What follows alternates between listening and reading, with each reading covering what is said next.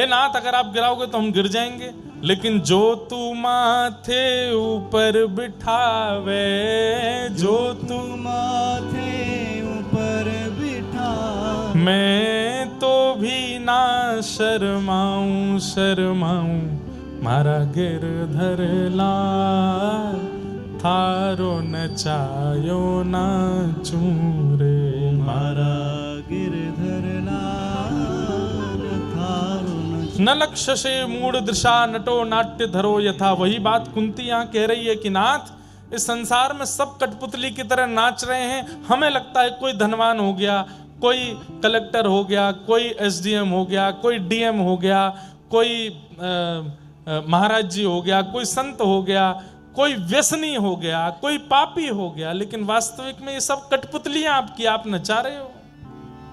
और ये माया दूर करने वाले सद्गुरु होते हैं। सद्गुरु जीवन में आते हैं तो माया का भेद खुल जाता है।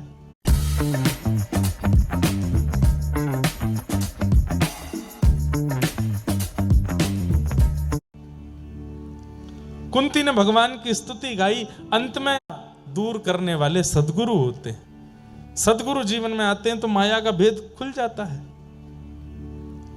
कुंती ने भगवान की स्तुति गाई, अंत में भगवान बड़े प्रसन्न हो गए। बोले, मैया कुंती बुआ, मैं मान गया कि तुझे पता है कि मैं परमात्मा हूं। अब मैं परमात्मा हूं, तूने ये सिद्ध कर दिया। अब बता, जीवात्मा परमात्मा से कुछ मांगता है, तू भी मांग ले।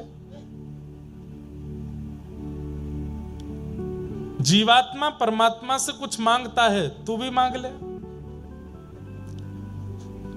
तो कुंती बुआ कहती है, मांग लूं? बोला मांग लो। दोगे? बोले दे दूंगा। बोले पहले वचन दो कि दोगे।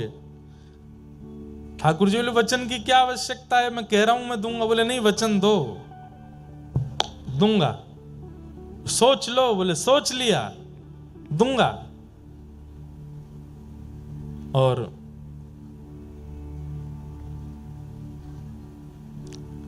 कुंती मांग रही है। क्या मांग रही है? विपद सन्तु न शश्वत, तत्र तत्र जगद्गुरो,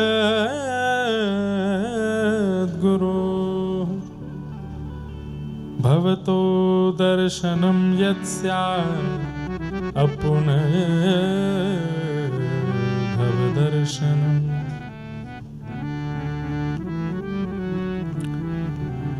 विशेष रूप से आगे की पंक्ति में बैठने वाले लोग बैठने के बाद उठा ना करें, ऐसी हमारी प्रार्थना।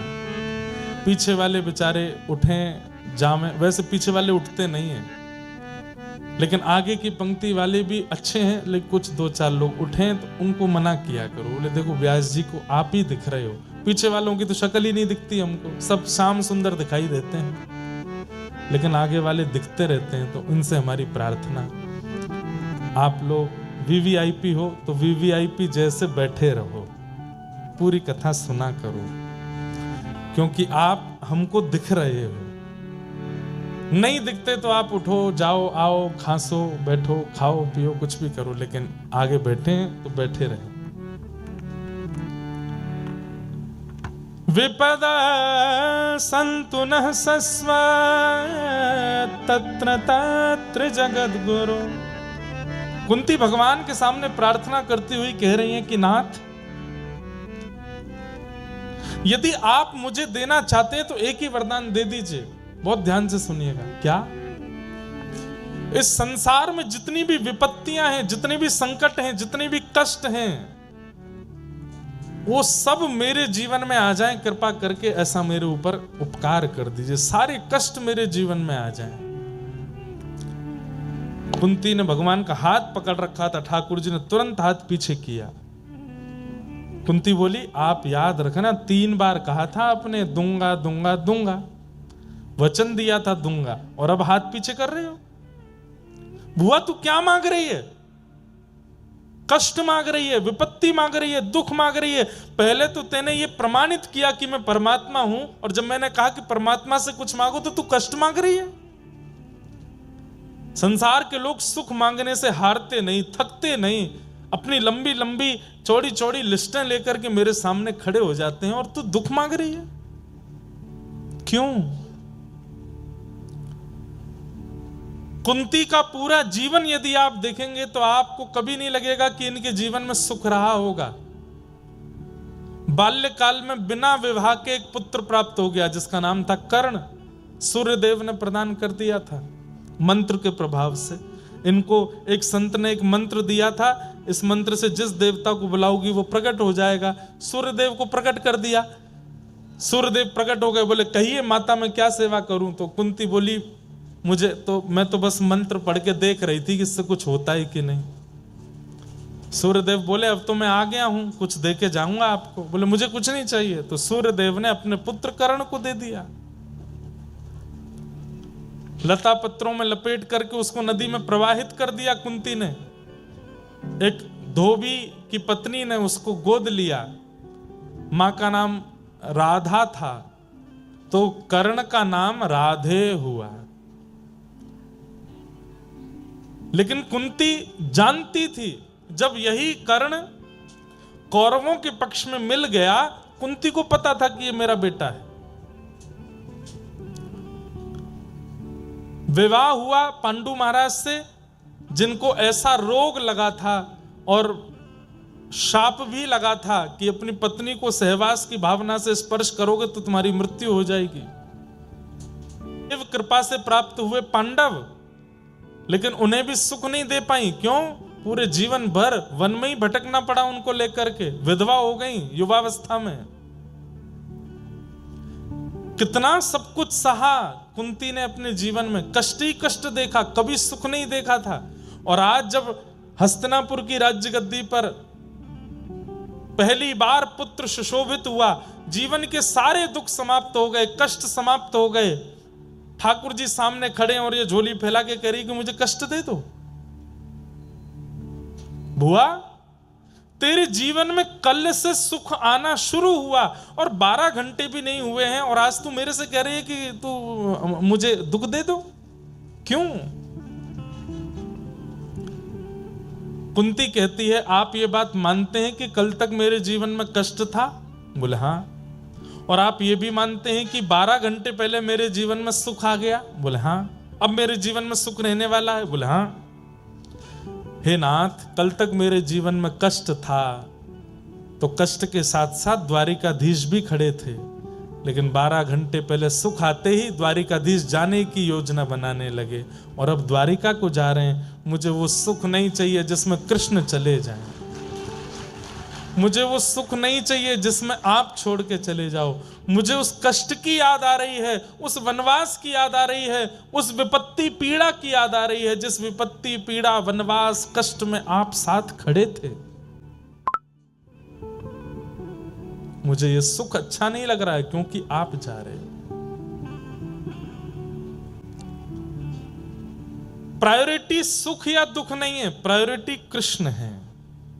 वो सुख में स्मरण ज्यादा हो रहे हैं कि दुख में, ये आपके ऊपर निर्भर करता है। स्वाभाविक रूप से हम मानवों का स्वभाव ऐसा है कि हम सुख में व्यसनों की तरफ भागते हैं और दुख में मंदिर भागते हैं।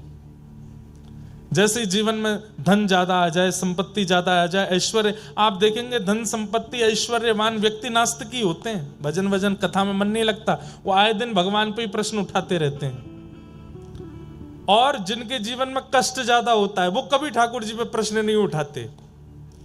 हनुमान जी पर चोला चढ़ाना है तो चढ़ाना है, यहाँ नारियल बांधना है तो बांध ही देंगे, गंगा जी में गोते लगाने तो लगा ही लेंगे, कैसे भी सुख आ जाए जीवन में। दुखी व्यक्ति कभी भगवान पर प्रश्न नहीं उठाता और सुखी व्यक्ति मंदिर तक में चप्पल पहन के चले जाते हैं। अरे वो सुख कैसा जिससे कृष्ण दूर चले जाएं, जिससे मर्यादा नष्ट हो जाए, ठाकुर जी के प्रति भाव, ठाकुर जी के प्रति श्रद्धा समर्पण नष्ट हो जाए। वो धन कैसा, संपत्ति कैसी? और कई बार धन संपत्ति धनी मानी लोग अगर भक्त हो भी जाते हैं तो वो ऐसे भक्त बनते हैं, बुरा नहीं मानिएगा, ऐसे भक्त बनते हैं जैसे मानो वो कृपा कर रहे हो ठाकुर जी के ऊपर।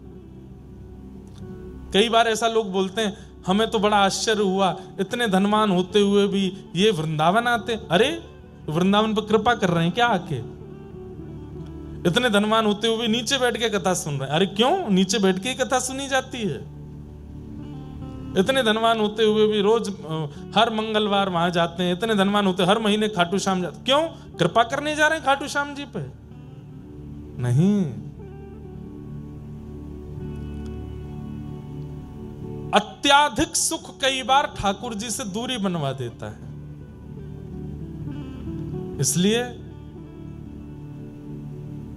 दुख में भूलो मति, सुख में फूलो मति, प्राण जाए मगर नाम भूलो मति, मुरली वाले को मन से रिझाते चलो, कृष्ण गोविंद गोपाल गाते चलो,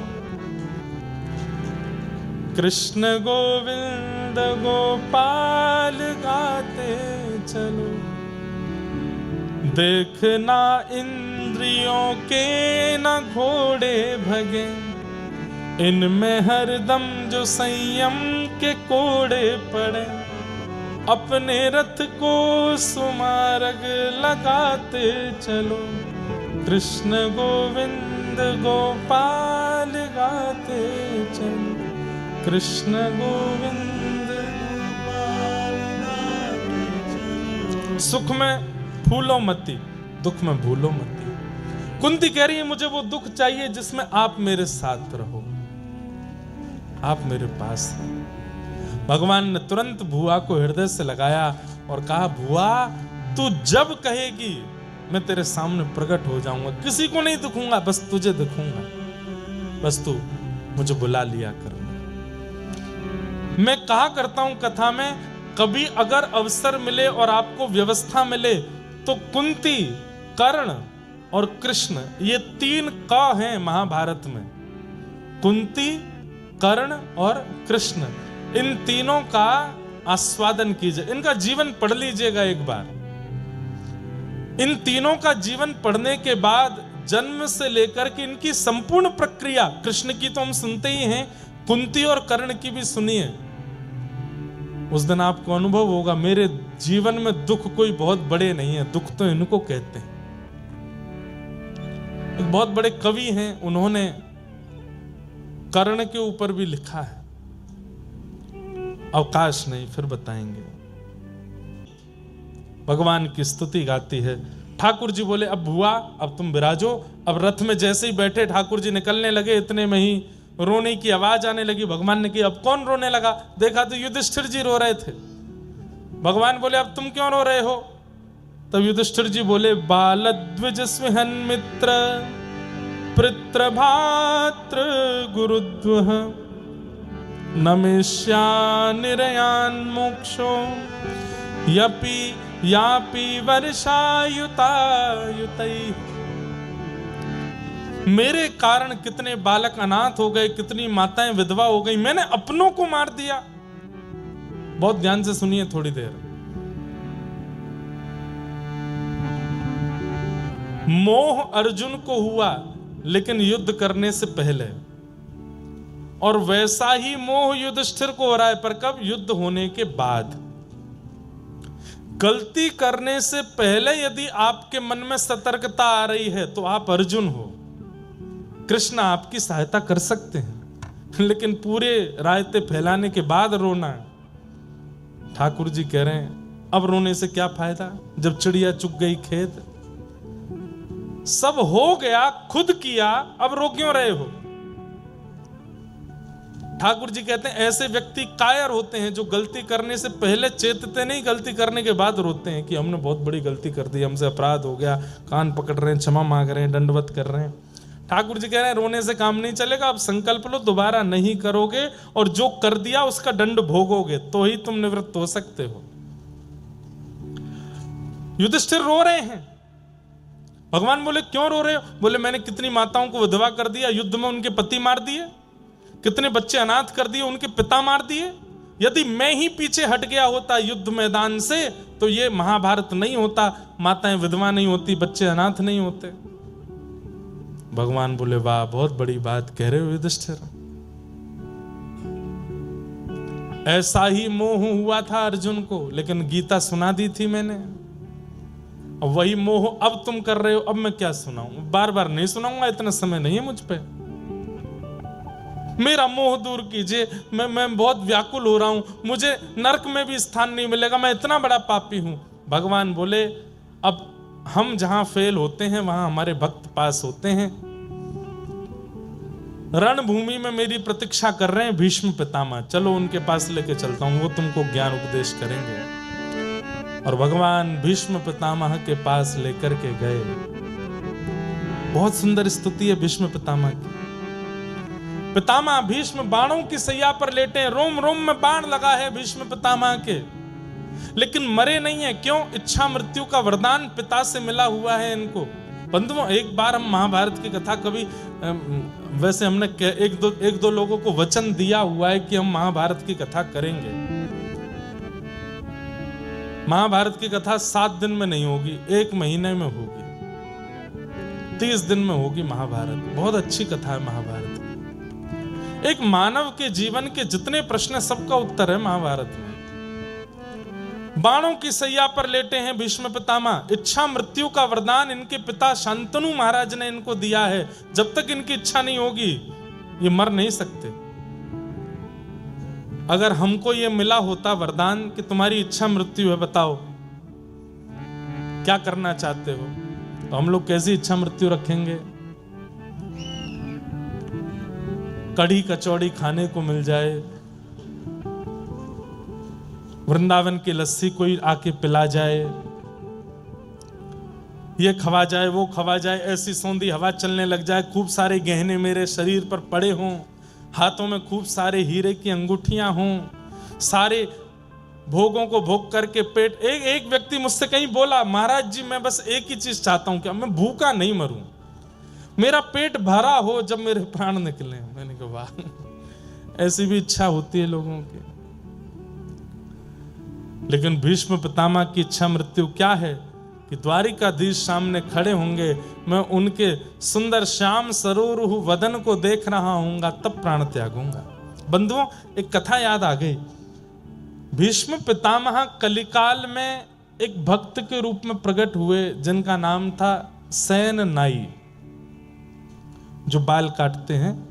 ऐसे एक नाई के रूप में इनका जन्म सैन नाई भक्तमाल जी में कहते हैं कि वो भीष्म पितामह का ही पुनर्अवतार है।